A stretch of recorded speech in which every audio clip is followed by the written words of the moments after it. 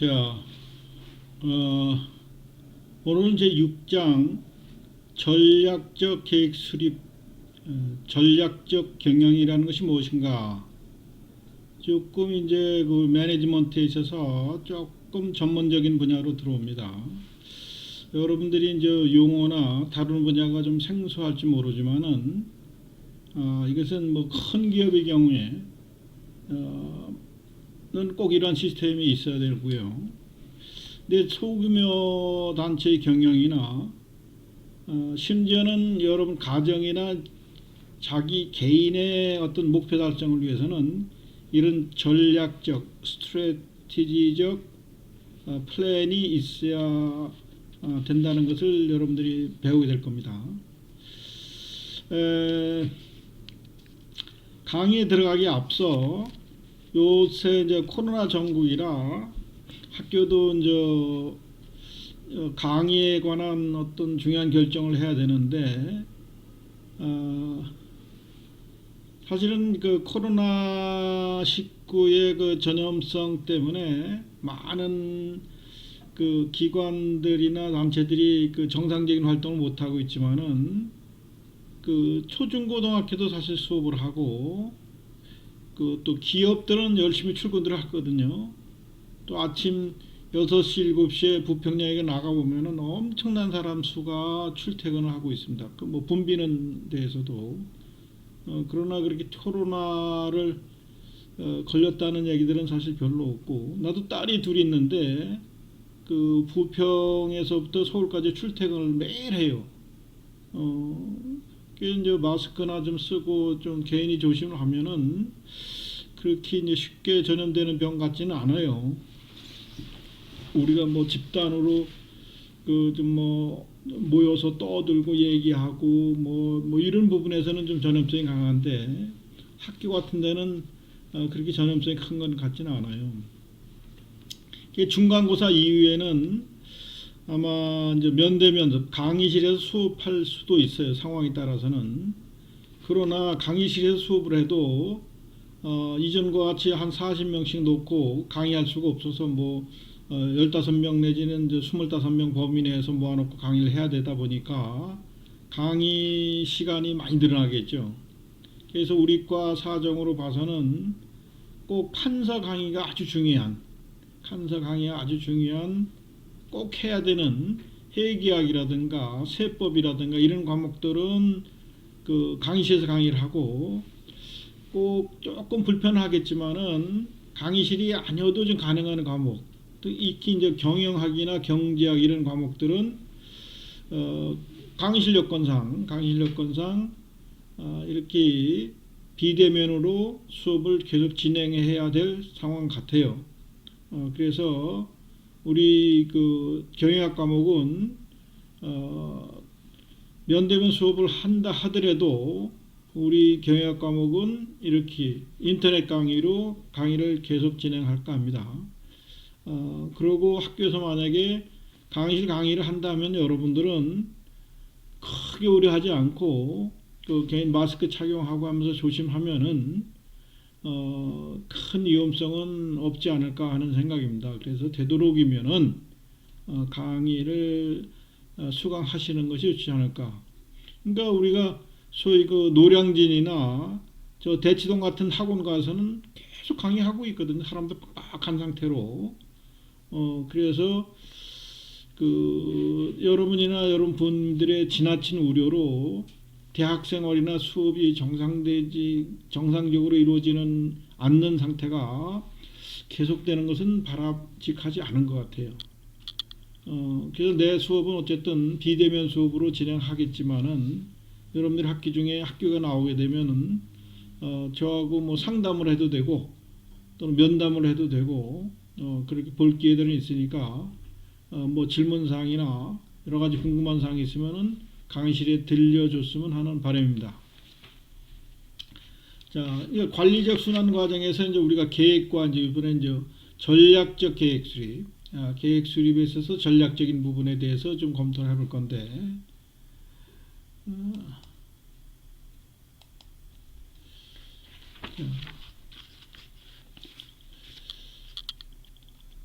여기요 많은 요 그룹 그러니까 특히 빅스비 같은 거는 삼성에서 제공하는 그 AI 서비스인데 요것은 구글에서 빅스비를 처리하는 시스템이 아주 잘 발달돼 있어가지고 어떤 부분에서는 구글이나 삼성이 경쟁 관계임에도 불구하고 이럴 때는 서로 또 전략적으로 그 협력을 해서 서로 정보를 주고 기술을 주고 뭐 이렇게 해서 경영을 하는 경우들이 있습니다. 여기 많이 소개되고 있는 이런 기업들도 때로는 경쟁 기업임에도 불구하고 전략적으로 협조하는 이런 관계로 기업을 경영하는 경우들이 있다는 것을 얘기해 주고 있습니다. 자, 다음 페이지에 이것이 이제 그 얘기를 하는 거죠. 삼성전자가 구글 클라우드를 도입해서 인공지능, AI 음성 서비스, 빅스비의 학습 속도를 크게 끌어올렸다는 거예요. 그래서 무려 기존 180시간이나 걸리던 학습 처리 속도를 10시간으로 주면서 18배 향상된 거죠. 그러면서 빅스비가 꼭 인간처럼 사람이 요구하는 사항을 바로 대응해서 뭐 음악을 틀어달라면 틀어도 주고 뭘 찾아달라면 찾아도 주고 조명도 조절도 해주고 뭐 이런 그 서비스를 제공합니다. 자, 여기도 보면 20년도 10월 2일 그러니까 작년 10월 21일 날에 기사가 됐던 거예요. 한국경제에. 그러니까 우리 경영학책은 가장 최근에 발생된 그 사회에서의 사례를 갖다가 학습 소재를 쓰고 있다는 점이에요. 그래서 여러분들이 그 맨날 TV 오락프로나 드라마 이런 것만 보지 말고 신문, 특히 경제신문 같은 것도 꼭 보시길 바랍니다. 그게 결국 경영학 공부예요.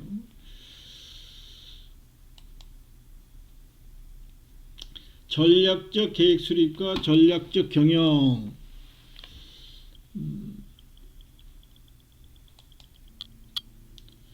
자, 전략적 계획 수립이라고 하는 것은 조직 전체를 대상으로 장기적으로 계획을 수립하는 것. 전략이라고 하는 것은 주로 이제 회사 전사적 차원에서 큰 계획을 세우는 것을 얘기합니다. 저 앞에서 우리 종이 비행기를 한번 보여준 적이 있었죠.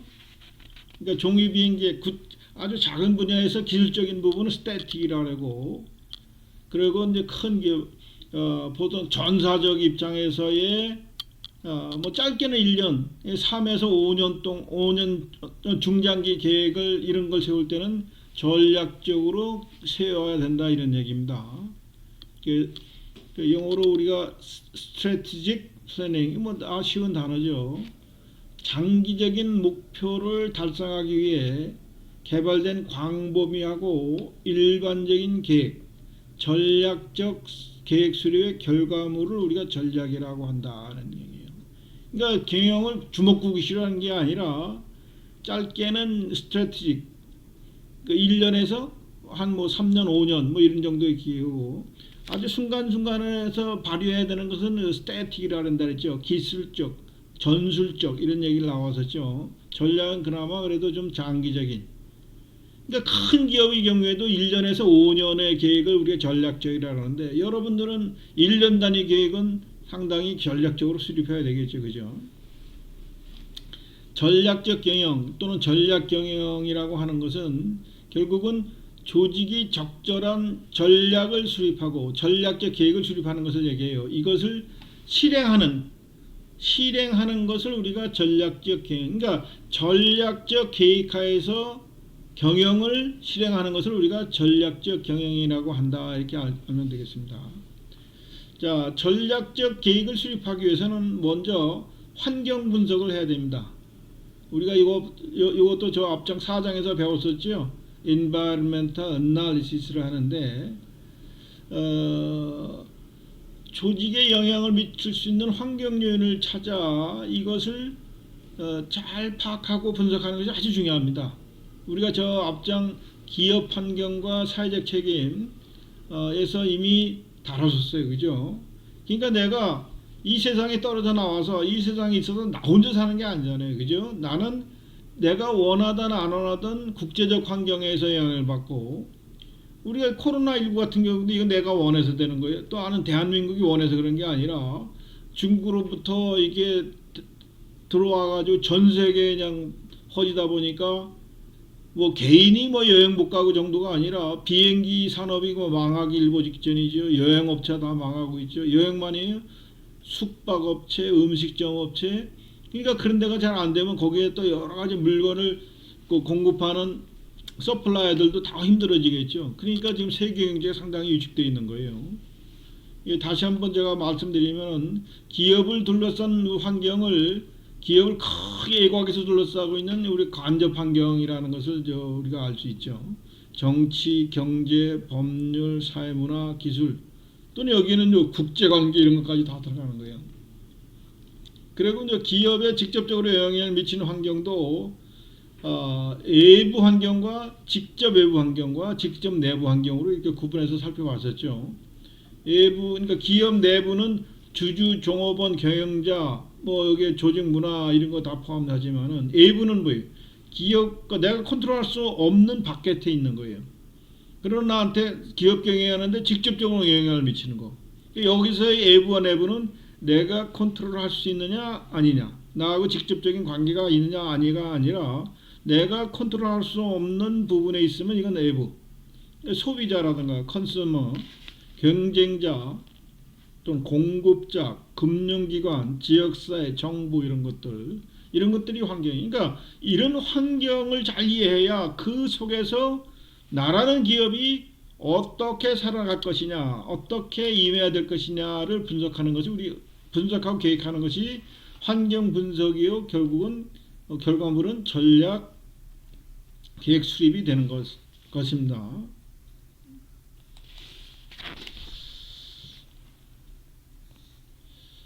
자, 그다음에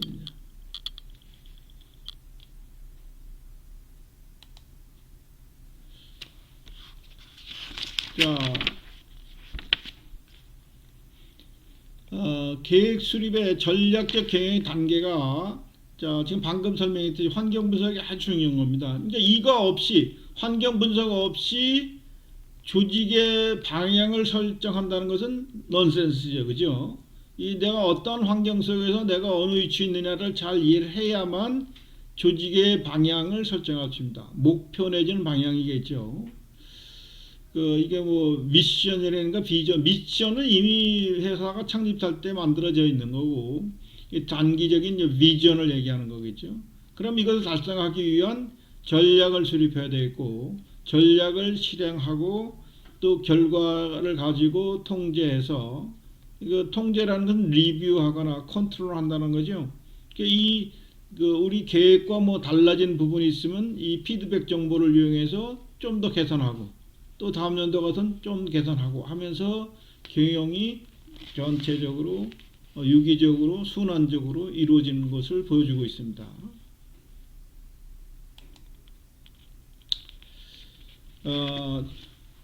조직의 방향 설정.